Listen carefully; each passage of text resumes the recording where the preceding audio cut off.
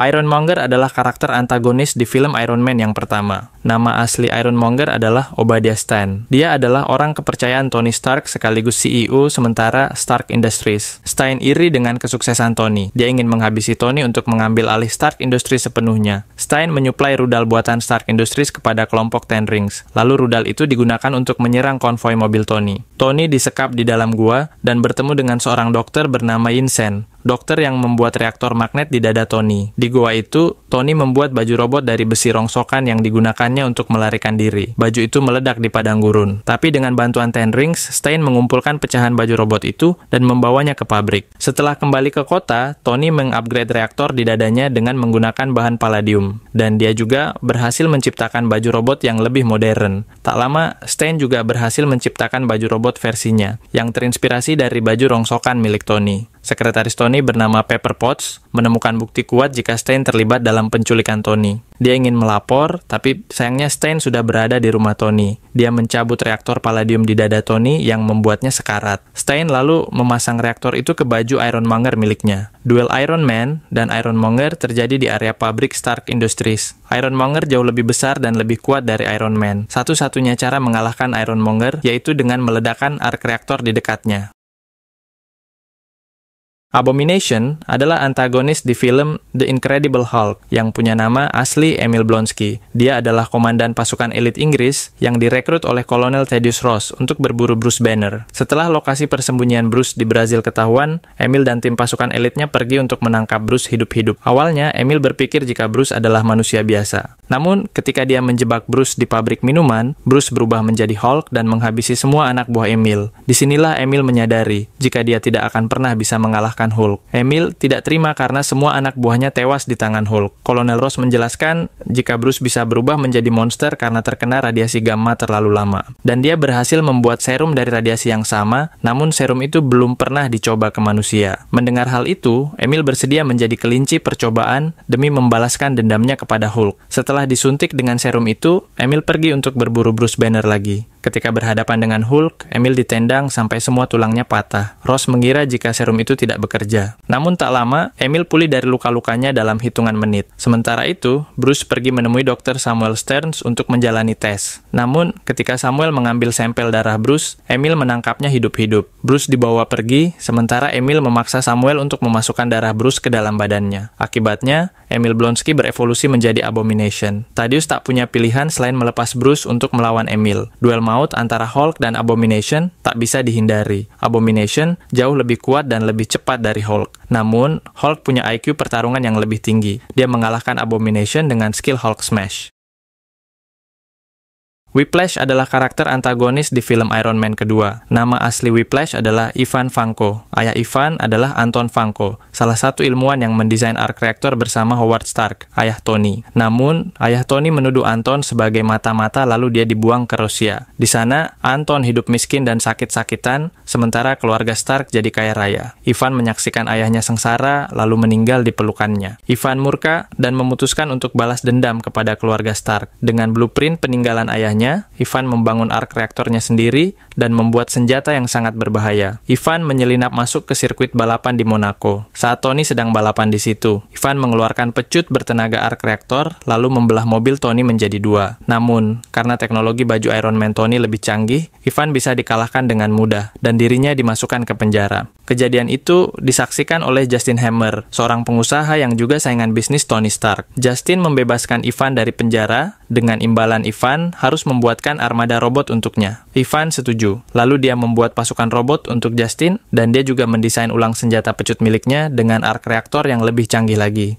Tak lama, Justin menghadiri pameran di Stark Expo dan memamerkan robot buatan Ivan. Tony datang untuk menangkap Justin, namun robot-robot itu melindunginya. Iron Man dan War Machine menghabisi robot-robot itu, lalu mereka berhadapan dengan Whiplash yang baru. Kali ini, pecut Whiplash jauh lebih kuat dan dia juga memakai armor yang tebal. Bahkan, semua senjata War Machine tidak dapat menembusnya. Satu-satunya cara mengalahkan Whiplash yaitu Iron Man dan War Machine secara bersamaan menembakkan sinar repulsor di depan wajah Ivan.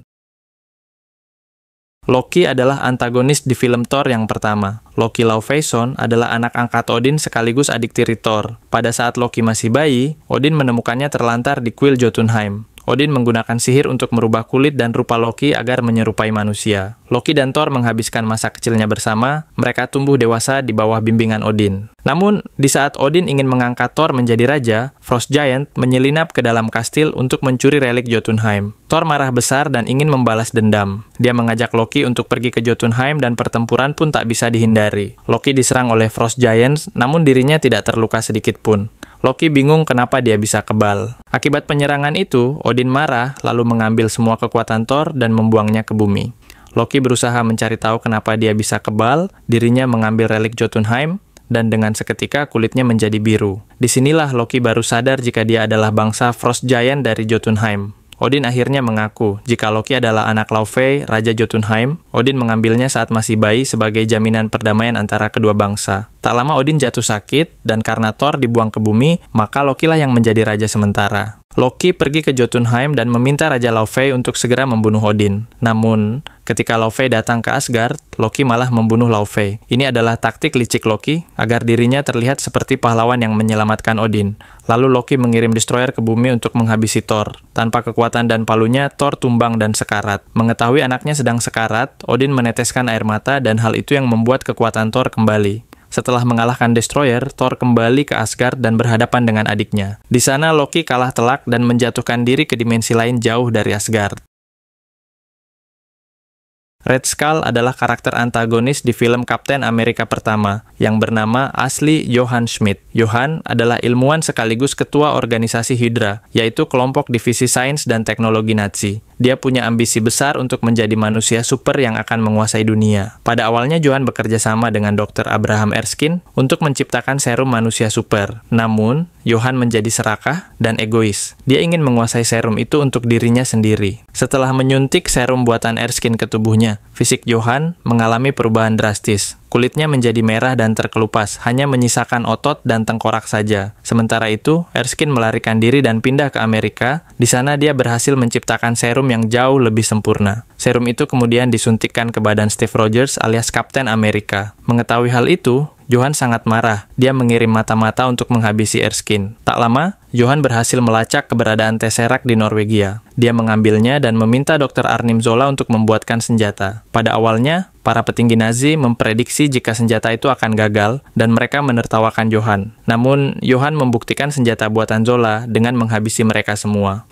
Mendengar kabar tentang senjata itu, Kapten Amerika pergi untuk menghancurkan markas Hydra. Mereka berdua akhirnya bertemu di sana. Namun, Red Skull melarikan diri dengan pesawat bertenaga Tesseract. Duel antara Kapten Amerika dan Red Skull terjadi di dalam pesawat. Steve melempar perisainya ke arah Tesseract, yang menyebabkan pesawat kehilangan tenaga. Red Skull berusaha memasang kembali Tesseract itu. Namun, setelah ia memegang Tesseract dengan tangannya, dia menghilang tanpa jejak. Dan pesawat itu terjatuh dan mengubur Kapten Amerika di dalam es.